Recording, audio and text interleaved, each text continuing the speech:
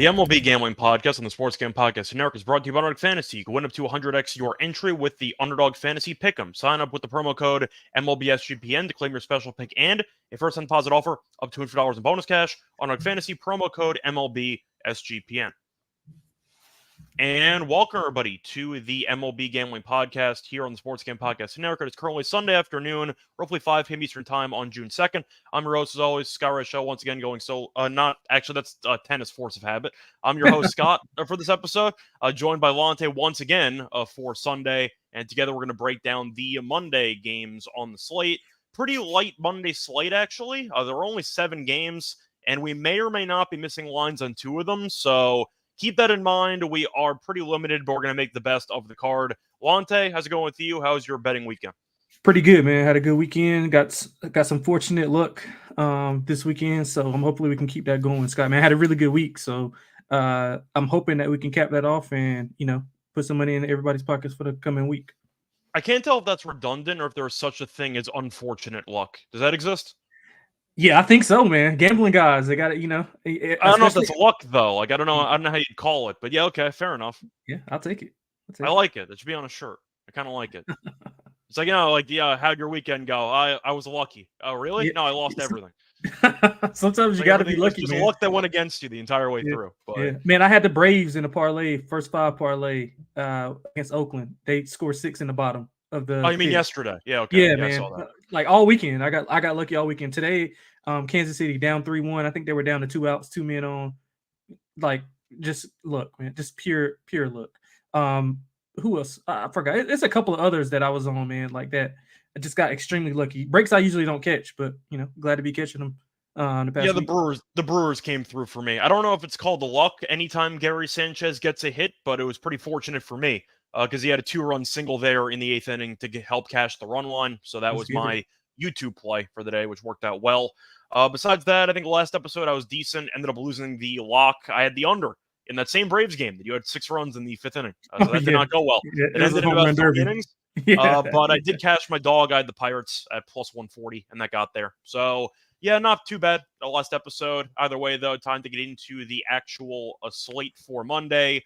Before we get into any of that, though, do want to remind you once again that we have more baseball in college. The college baseball tournament did start on Friday, and Noah Beanick has you covered with the college baseball experience, sportsgamepodcast.com/bracket. Now, for the actual card, once again, we only have 5 games. We're going to do our best to get into each matchup as, I'd say, detailed as possible. Unfortunately, though, that segues us into the first matchup because you have the Brewers taking on the Phillies. We have pitchers, but no lines. Why? I have no idea. But the point is, you are looking at Wilson pitching for Milwaukee. You have Wheeler pitching for Philly. We know Philly's going to be favored. I'm not sure by how much. If you want to speculate, since Milwaukee's pretty good too, what do you think, like minus 140 with Wheeler on the mound? Honestly, I would lay pretty heavy on minus 140. I would say like closer to 165, 170. 160? Okay. Yeah, between 160 and 170. I mean, it also depends on what happens tonight. If Philadelphia exhausts a lot of their bullpen, which I don't think they should with Wheeler on the mound. That might be why there is no line listed. It might be waiting for bullpen usage for the Sunday night game, but I don't know. But I mean, they might not need it, with Wheeler on the mound. So, I mean, who knows? Yeah, that's kind of the point. But for the sake of this matchup, without exactly knowing the line, it's pretty difficult to actually guess what we think it's going to be. Who do you want to go with here? Because Milwaukee's won 5 straight, I believe, and you're looking at Philly being right now the best team in the league? Question mark. Pretty much, man. Pretty much. Yeah. The Yankees got something to say about that, though. The Yankees got something to say about that. Right now, they're losing to Blake Snell, so I'll pump the brakes on that for a second. But either way, I am going to ask you, though, assuming the lines are going to be somewhere between 140 and 160, let's say 150 for the hell of it. You want to go for Philly? You want to go for Milwaukee? Yeah, I'll take Philly for sure. And I'll take them in the first 5, especially if it's I'll take them on that run line, especially if we can get some plus money on it. Philadelphia has been incredible in the first 5. Wheeler, unreal. He's had 2 or less allowed and 6 of his 7 home starts, 3 shutouts in that span. Quality of offenses haven't been that difficult, which kind of gives me a pause, but I think he'll be able to navigate through it. Milwaukee's probably the best offense he's faced in a while. But Wilson, I mean, he's allowed a home run in each of his last 3 starts, has some walk issues as well. Say it again. 4 starts in a row. Yeah, I'm sorry, 4 starts. I'm sorry, yeah. And he's had some walk issues at times as well. So, Philadelphia is going to be patient at the plate. So I think Philadelphia is a good play here. First 5 in full games. Scott, they're hitting the ball pretty well, almost 250 in their last 10. Milwaukee's also hitting the ball well, so I'm going to go with an over also. So I'll go with Philadelphia and over. I mean, both offenses are pretty hot. We saw, Milwaukee, like you mentioned, put some extra runs on. I think it scored 6 today, right? Yeah. Yeah, so they're 4+ in 5 of their last 6. Philadelphia 4+ in 4 of the last 5. So we could get over the number depending on what it is, but I'm guessing. What do you think? Like 8.5, 8.5? I think it might be less with Wheeler pitching. So Yeah, if I had to guess, probably 8 flat. If I had to guess, yeah, that's fine. Yeah, that's fine. So I'll go over that. So I like Philadelphia a lot in this game. yeah, I think I'm just gonna go with Philly first 5 here. Yeah. You're looking at Milwaukee, and they kind of got to rest most of the bullpen today. Peralta was okay, didn't go much length, but they burned a lot of the bullpen guys in the extra inning game on Saturday. So they got to save the main relievers. So I do think you're looking at Milwaukee's bullpen being elite, and they might be able to simply put outclass Philly's bullpen over the last couple innings. I don't think that Wilson's actually that good, and I know that his numbers are fine, 3.19 ERA. He has gone less than 5 2/3 in 4 straight starts. He's gone less than 5 innings in 3 of the last 4 starts. He really doesn't go much length. I also just don't think his stuff is that dynamic, and I think that he walks a lot of guys. So I think Wheeler's in line to pitch well. I don't mind your overcall, though. I think Milwaukee can potentially break through for a couple runs here. But I really don't like Wilson. I don't think he's that great. I think that he's a classic, decent stats, but somewhat overrated pitcher. I'm not going to call it luck, but I just don't think he's that great, and I think that Wheeler is. So for that reason, give me Philly first 5, minus the half a run. I think Wheeler will pitch well. I think that Philly's offense can get after Wilson, and I think you're looking at Philly probably leading 3-1, maybe, through 5, I'll take it. give or take. So I'll take that. Give me Philly first 5, minus a half as my main play in this game. I agree with you, though, about the over. I think there are runs to be had for both teams in this game. Moving on to the next game on the slate. We actually do have lines for this game. You have the Mets taking on the Nationals. Shout out to the Mets bullpen once again for sucking on Sunday. You have McGill pitching against Gore, and what should be a pretty underrated pitching matchup. Washington's favored in a game. Yeah, we haven't seen that in a while.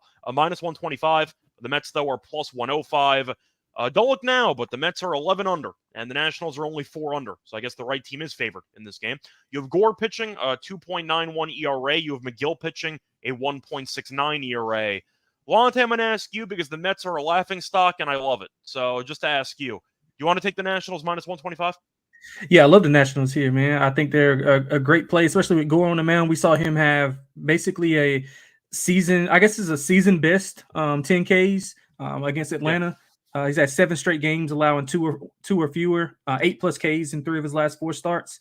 I mean, and despite not scoring, their offense has been hitting the ball pretty well. I mean, 250 in their last 10 on 8 hits. So they're inconsistent as far as scoring wise, but putting the ball in play, I think is an underrated skill that they have. Just can't convert it into runs. They are 3-1 as a favorite this year. The Mets 10-18 as a dog. They've lost 7 of 10. Washington won 6 of the last 11. I think it comes down to the pitching matchup, Scott. I think it's really much I think everybody would assume that Gore is in better form. 120, is it 122? 120? Give or take somewhere. Yeah. So anything under 130, I think is a home run for Washington, especially at home. Yeah, I see a couple 120s out there flat. The total in this game, by the way, is between 8.5 and 8. So shop around depending on what number you want. I am going to give you a trivia question though. Do you know how many consecutive starts Gore has allowed less than 3 earned runs in? I would say 9. 7. 7 straight. And he's also struck out at least 8 batters in 3 of his last 4 starts. Yes, so Gore's been great. Just simply put, I called him out earlier this year because he was the main pitching prospect they got in the trade for Soto, and he's turned out to be pretty good. It took a little while, but he figured it out. McGill's been fine, not much of a sample size, but I can't even take the Mets because when they win the game, when they're leading the games, they still blow it. Their bullpen's awful. So I can't trust this team ever. I don't mind the second half over if you can find that for the last 4 innings. I know that market used to exist. But I think you're looking at the Nationals here being the better team. They're the better pitcher, in my opinion. No offense to McGill. He's been fine, but I think Gore is better. And the Nationals have been playing competent baseball recently. I think the Mets are a lost cause. I think Mendoza's an atrocious manager, and it seems like they're kind of going through the motions because they are, do you want to call them in free fall? Or no, because it's been feeling this way for about a month. I mean, after what happened with the pitcher, saying he's on the worst organization, I think I would, tend He's to. the biggest winner of the situation. He's He not on the team is. anymore. So Right, he is. So yeah, I think he got what he wanted, and as Yankees fans, we both love this free fall. I feel bad for my guy Dylan though. So, but yeah, I agree with you 100%. They're free fall. yeah, but And they got good play. They got solid players. Like I don't understand how they're this bad. Like they got Well, there's a whole conversation to be had about how good Alonso and Lindor actually are. Alonso, we know, is a solid hitting first baseman. You can occasionally be a bit streaky, but he's solid as a home run hitter. Yeah, I don't know how good Lindor actually is. Yeah, I like Lindor though. I mean, obviously, it's hindsight's 50. It's 2020 right now. The point is, he was great on Cleveland. There's no doubt about it. But when he went to New York, his numbers have kind of cratered, and I feel like a lot of people base their current opinion on him on what he's done in the past. But either he's having a really, really bad year, an outlier year, or maybe he's just not that guy anymore. And I don't know. But they paid him a lot of money, and he hasn't really done much. So that's true. The bullpen's been a mess too. The pitching staff has not really been great. The starters have actually been okay for who they have. They have like Quintana and Minaya, and they've been able to piece together something, I guess. But the bullpen's terrible. And Edwin Diaz, after coming back from injury, has been really, really bad. So that's kind of how I would describe the Mets. It's just a lot of well-known star players, quotes around star, but bear with me, star players underachieving. And that's what happens when your team's 11 under. So I agree with that. Yep. Dylan can touch on it a bit more. I know most Mets fans are fed up with Lindor, but that's kind of my takeaway for him. Moving on, though, to the next game on the slate, you have the Orioles taking on the Blue Jays. The Orioles have been in good form. You ended up seeing Gunnar Henderson hit a homer again on Sunday. He's been really good. But the Orioles are minus 125 on the road. You have Toronto at plus 105. You have Rodriguez pitching against Gausman. Rodriguez has been good this year, 5-2 with a 3.53 ERA. Gausman 4-3 with a 4.14 ERA, and we're looking at the over/under for this game being set at either 8 or 7.5. Gausman was really bad when the season started, but to go through the last couple of outings for Gausman, he has been a lot better. He's allowed only one run in each of the last two starts, so maybe he's in line to pitch better. On the other hand, he also faced off against the White Sox and the Tigers, so maybe that doesn't count. But the point is, he has been good his last two outings. Lonte, I'm going to ask you, Toronto, we know is a psycho team. Baltimore, we know is really good. Is minus 125 too cheap because it feels that way? Yeah, I'm in agreement with you, Scott, man. I think Baltimore is the side here. 8-3 in their last 11. They've won 7 of their last 10 versus Toronto. They split a 2-game set last month. Each team, ironically, won 3-2 in each of their wins, so I thought that was kind of odd. But Baltimore in better form right now. I like G-Rod. 2 or less allowed in 7 of his last 9 starts, 7+ Ks in 4 of his last 5. He does have some walk issues. He had 12 walks in his last 4, so kind of needs to get that under control, but I don't think he has to worry about that against Toronto's inept offense. And you mentioned the Gausman numbers, which are pretty good. He's actually performed better on the road than at home. In his 25, he has 25 runs, 25 earned runs on the season. 17 of those have been at home, 8 on the road. So, I don't think you. I mean, it's always enticing getting Gausman as a dog, but I just can't trust Toronto, man. I'm gonna go with Rodriguez and Baltimore. I think they get it done. I also like the under in the game too, Scott. That's one of my best plays. So find an 8. I'll go under that. 8 of the 10 meetings between these two have went under. Toronto, they've scored. They're 7-4 in the last 11, but 4 of those wins came against the White Sox. 1 of them came against Pittsburgh. So I mean, how much stock do you put in that? I don't trust their offense. 2 good pitchers. I think we see a 2-1, 3-2 type of game, something similar to what we saw in the series last month. Yeah, I'm on the under as well. I think that 8 is a relatively high number, especially based on Gausman's recent form. The issue is Rodriguez, who was not great his last outing, but I think he's still fine in general. I just don't trust Toronto, as you said before. I mean, they're 1 over at home, but Baltimore is 8 over on the road. Baltimore's really good on the road. So give me the better team at a relatively cheap number here. If you do think that these starting pitchers kind of balance out, who do you think has a better bullpen? Probably Baltimore. I mean, listen, they've been playing better as of late, but just in totality, I mean, that's probably one of their bigger weaknesses. It definitely is, but Toronto is the. But I get what you're saying. Yeah, I get what you're saying. So. Yeah, no, I get what you're saying. Yeah. Yeah, so point is I'll fade Toronto's bullpen if this game's going to be close, so give me the Orioles in that one. Before we get into the next game on the slate, do want to remind everybody once again that we are brought to you by Underdog Fantasy because the NBA Finals are starting on, I believe, Thursday, and Underdog Fantasy wants to make it a lot more interesting. The Underdog Fantasy has a lot of very, very fun ways to make your viewing more interesting of any sport, not just basketball. But they have a pick'em game, and if you do want to select higher or lower on player stats like points, rebounds, and assists, and so much more, you can also make entries of all basketball or mix and match across your favorite sports. They have tennis. They even have esports, which I saw, which I think it's the only platform that actually has esports on it. But you can find it being available in a lot of states because you have 30-plus states, including California and Texas, and they also have it available in Canada. They also have a lot of great options for baseball. They have fantasy score. They have half a run first inning. They have strikeouts. They have hits, bases. They really have anything you could possibly imagine for baseball. So check out the platform for that. They also have a lot of great promos. They have bonus cash airdrops. They have specials, giveaways, and more throughout the playoffs. So make sure to follow out on our picks on Twitter to keep an eye out. A reminder, it's available in 30-plus states, including California, Texas, and Canada. They also just launched Champions, their player versus player format in Florida. Sign up with the promo code MLB SGPN to claim your special pick and a first deposit offer up to $50 in bonus cash on our fantasy promo code MLB SGPN. Welcome back, everyone, to the MLB Gambling Podcast. Just finished getting through the first couple games of the Monday slate. Now it's time to move on into the next game. We'll get a matchup between the Tigers and the Rangers. So for this one, you have the Tigers being, right now, we don't have lines on this game, but I'm assuming Texas will be favored, maybe, with Uvalde against Skubal. Skubal's been great, but yeah, I'm assuming Texas at home would be favored in this game. Probably not by a lot, but would you agree with that?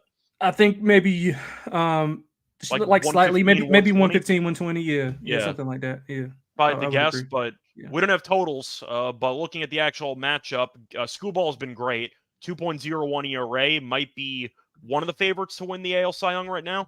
And you're looking at Uvalde, who's been solid as well, 2.84 ERA. Uvalde, to go through his last couple outings, though, he did struggle against Arizona in his last outing. 3 innings, 2 runs. I don't know why I only pitched 3 innings, so I don't have that in front of me. But He had a groin strain. He had a groin issue. Okay. Yeah.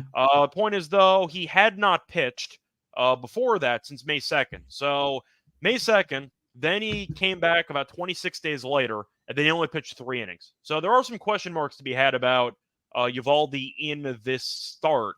And I think that's actually enough to sway me here. I'm going to go with Detroit.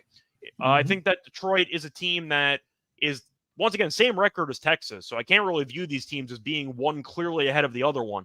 Texas has been underwhelming. Detroit's been fine, and they got the same record. But Skubal's been great. He's 7-1, which is also impressive because the team's won under 500, and he's 7-1. So they win a bunch of his starts. But with Uvalde only pitching once in about the last month, and he went 3 innings, I can't really trust him. Give me Detroit at what could be even money or so, but I do think Skubal has some value on this overall matchup.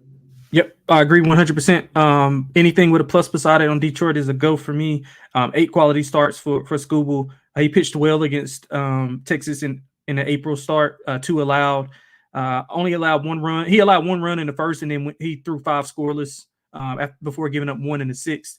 Uvalde, I think, is the biggest question mark. I mean, he was dealing with a groin strain prior to coming back. Only threw 37 pitches in return.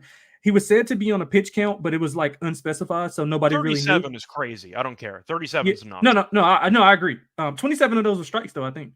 But yeah, I don't know how they're going to kind of manage him. And I would the bullpen has been better as of late. 2.5 ERA.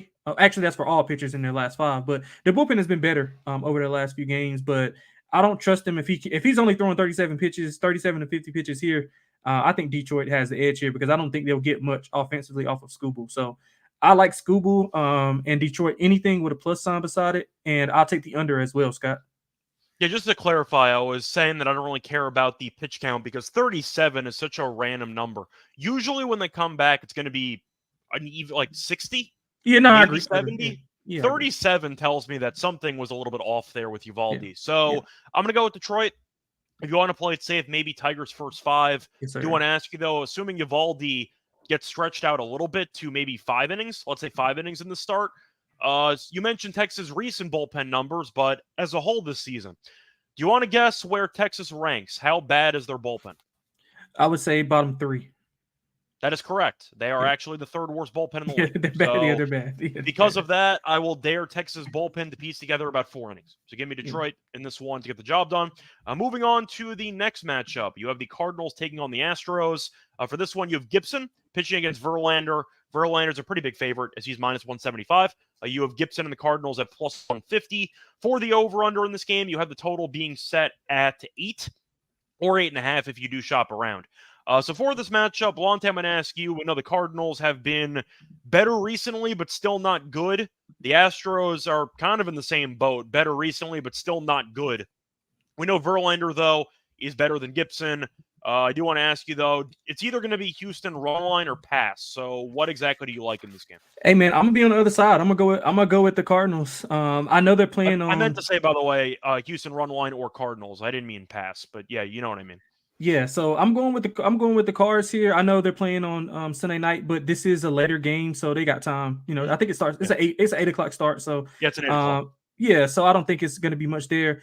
Cards have been impressive for the last few series to me. I mean, they had some really good wins versus quality opponents. They've won 7 of 10. They're hitting 240 in that span. Pitching's been solid. All starters have an ERA just over 2 in their last 10.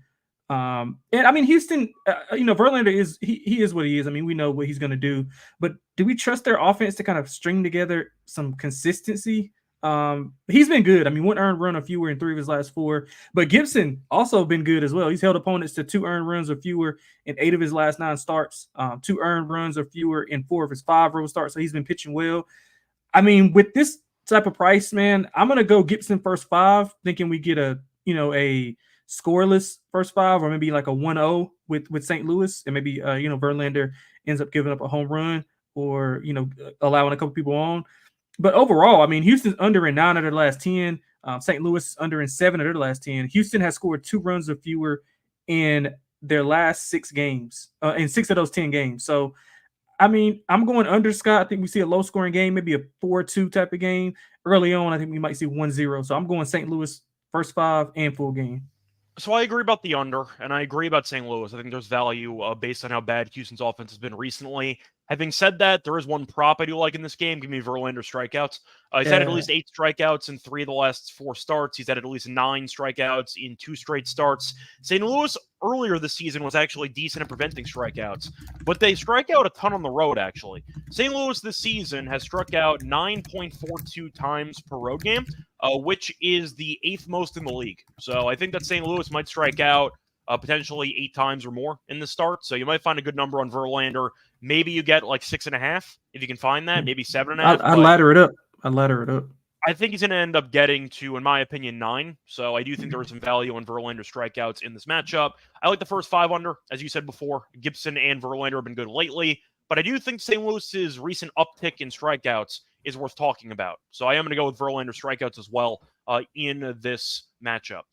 Moving on to the next game, you have a matchup between the Reds and the Rockies. For this one, the total is being set at around 10.5. According to my listed pitchers, I see Abbott against Feltner. Is that what you see for this game? Yes, sir. That's what I see. Okay.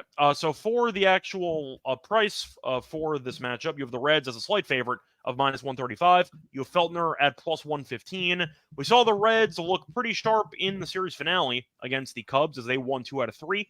For the Rockies, they won the first game against the Dodgers, and they are down multiple runs right now, so we're assuming they're going to lose the final 2 games of the series. But the Rockies have been feisty recently, and you're looking at Feltner so far this season, 5.46 ERA, but I have to at least mention the home road splits, because anytime you do have a Coors Field pitcher, I have to mention the home road splits. So Feltner this season at home has actually been, just pulling it up really quickly.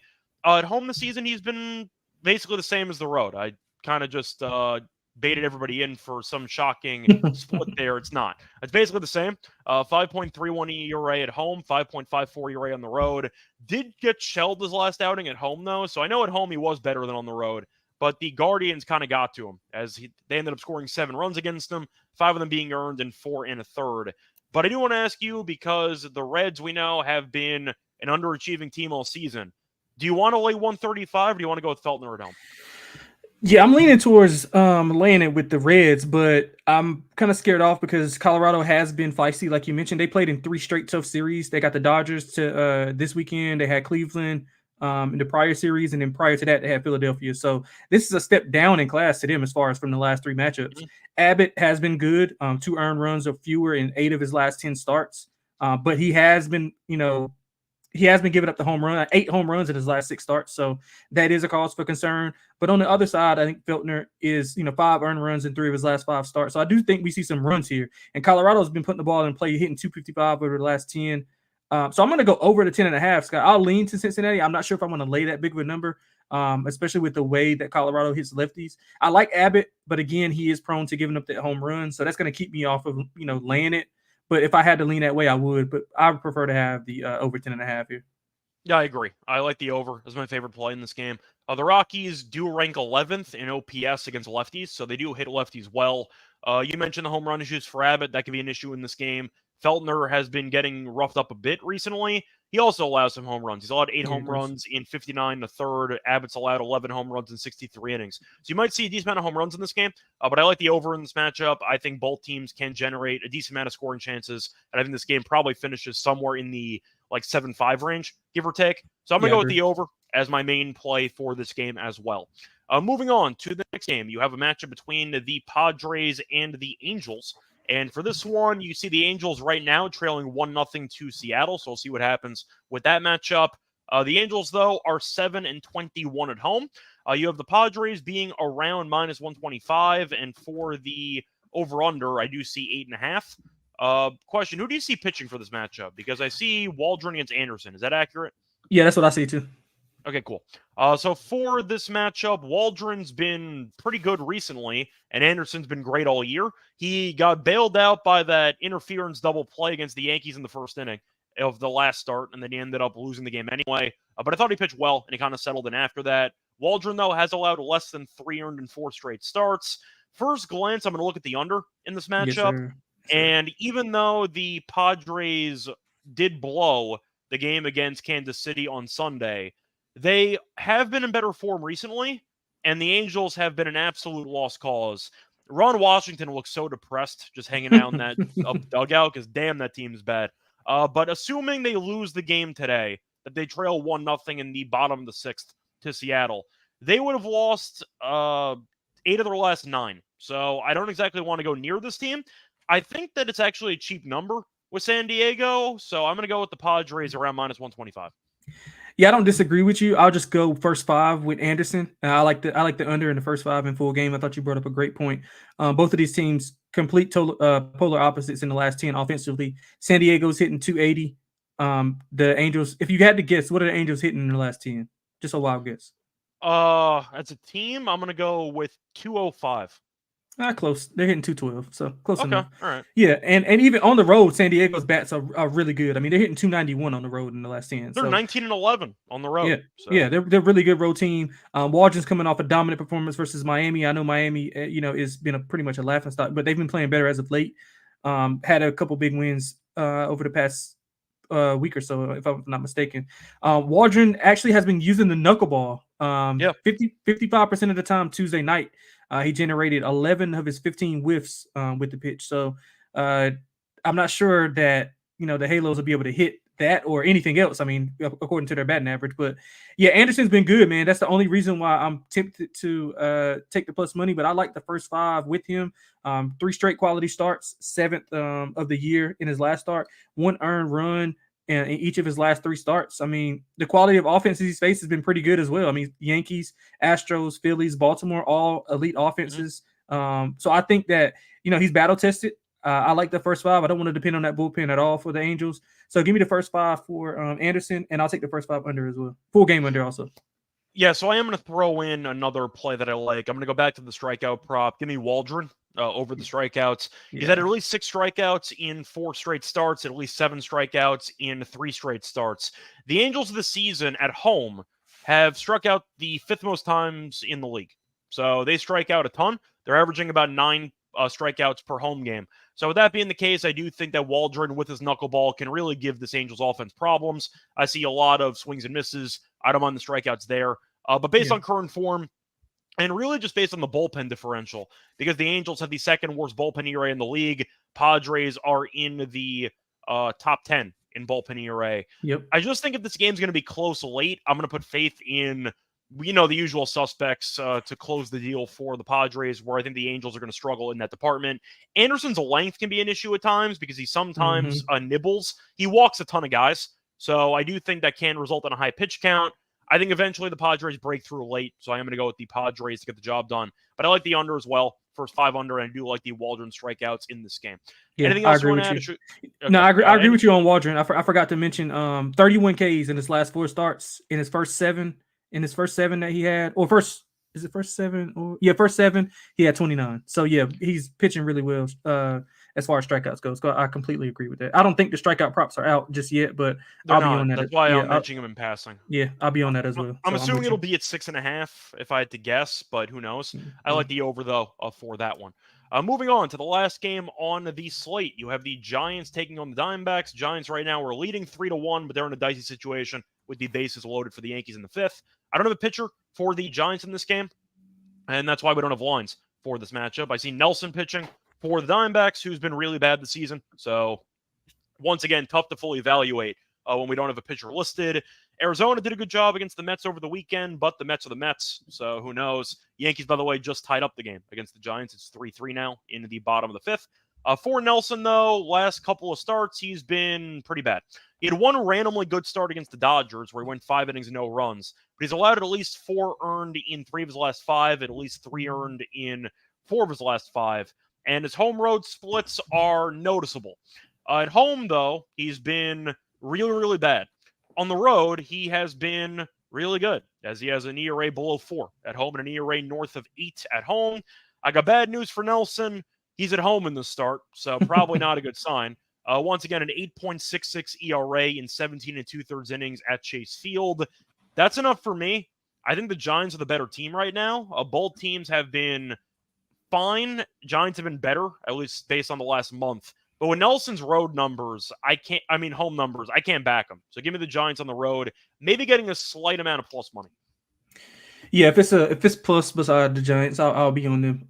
I didn't have much for this game, Scott, to be honest. I think these teams are pretty much the same versus if you just take out the month that San Francisco just had, because they rattled off a really good 4 or 5 series that they were really good. Offensively, especially, they were great for 3 weeks. That's not going to happen. This team on paper is not that good offensively. Right. But just if you put in the totality of everything, both of the teams are about the same. Diamondbacks have been, okay as of late, but I don't think you can trust the pitching at home. Like you mentioned, you just went over all the numbers. So I didn't have much, man. Obviously, we don't know a pitcher with the Giants, but if Giants have anything with a plus money, with a plus sign beside them, I'll be on them for sure. Yeah, I might just want to blindly fade Nelson at home. So we'll see what happens. I'll wait for a price, but just keep that in mind. Also want to see how badly the Giants burn out the bullpen with Snell pitching today. So we'll see what happens. But either way, though, that's going to do it for all the games on the Monday slate. Now it's time for the Lock and Dog picks. But before we get into that, do want to remind you once again that we are brought to you by Rhythm, because the NBA Finals once again are starting on Thursday. And if you want to bet on NBA player props, then you need to get Rhythm, because Rhythm gives you a menu of the best player props for every single NBA playoff game. They also have WNBA action, so keep that in mind. Making it easy to go through and to find the best player props to put your money on in seconds. Rhythm's predictions are backed by 3 years of data and a team of data scientists and quants that focus on fine-tuning the algorithm to give you the best chance at winning. They also help pair the player props with graphs to help you feel more confident with your picks, so you can make whatever picks you want, either in DFS or in actual bet slips.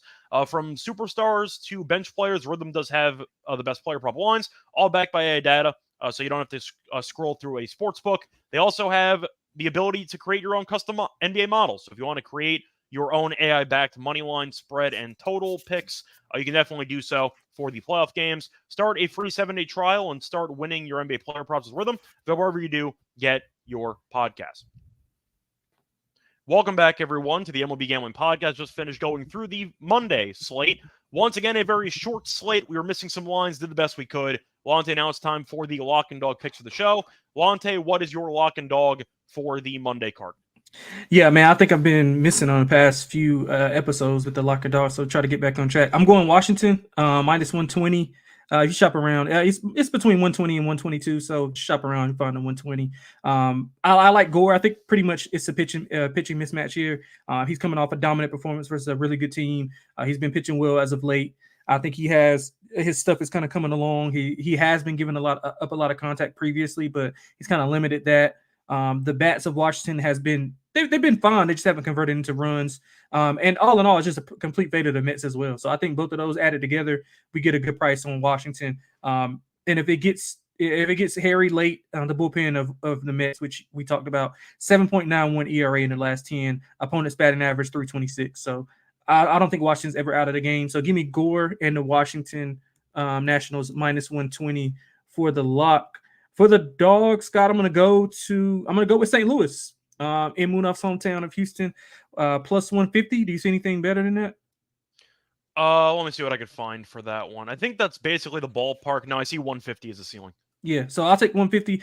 The first 5 numbers aren't out, but that would probably be my best play with Gibson going, and I think he'll get a better price because Verlander's on the opposite side. But yeah, I mean, I think the Cards have been impressive to me. They've proven it against quality competition. Gibson's been good as well. It's basically a play on Gibson and not a play against Houston, especially with Verlander. But I do think we see a low scoring game here, so I lean under the 9 as well, under the 8 as well. I think that Gibson gets it done. So I'll take plus 150 for the Cardinals. All right. So for my lock on the show, I'm contemplating if I want to go for a total or not, because there were a couple of unders or overs that I like. I think I actually am going to go for an over. I think I am going to go with Abbott and Feltner over 10.5. I just see a lot of runs. Both pitchers tend to give up a lot of home runs. That could be a problem, especially in cores with Abbott, who is once again fine, but the Rockies are randomly good against lefties, so I think that they might be able to tee off against them. Abbott did get shelled his last outing, did give up 6 runs against the Cardinals, so we'll see if maybe that's a sign of regression that was overdue, and that might continue. But I do think you're looking at both bullpens as well not being great.